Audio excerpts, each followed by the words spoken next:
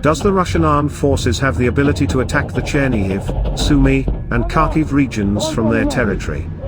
The question has become quite relevant in recent days in the context of discussions of the offensive capabilities of the Russian armed forces and, in general, the threat of opening a second front.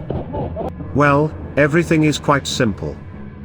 As of today, up to 25 battalion tactical groups, hereinafter simply groups, with a total strength of about 17,000 people are concentrated along the border with Ukraine in the Kursk, Bryansk, and Belgorod regions of Russia.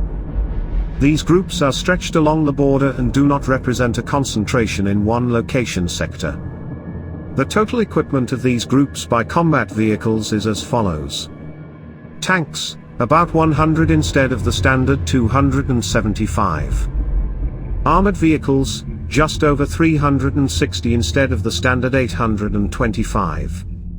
Barrel artillery, 200 instead of the standard 300. Multiple rocket launchers, 30 instead of the standard 300. As we can see, the standard equipment of these groups sometimes does not reach 50% or more.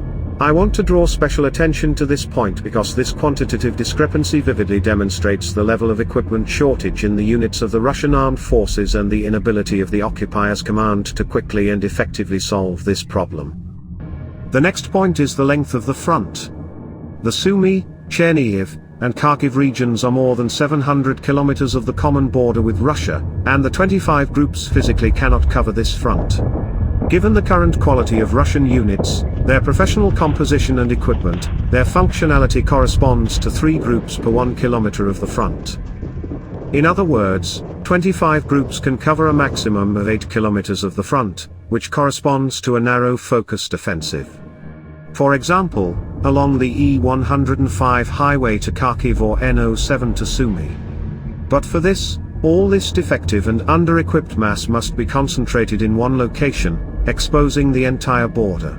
That is, all the forces that are now concentrated along the border are firstly, deterrent defensive, secondly, limiting the actions of the Ukrainian armed forces, and thirdly, an element of provocations and sabotage, in particular, for terrorist artillery shelling of Ukrainian territory.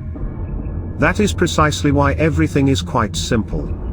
Offensives from the Kursk, Bryansk, and Belgorod regions towards Chernihiv, Sumy, and Kharkiv should not be expected. Infiltration of sabotage reconnaissance groups, yes. Suicidal attempts to seize border villages, yes. But not more than that.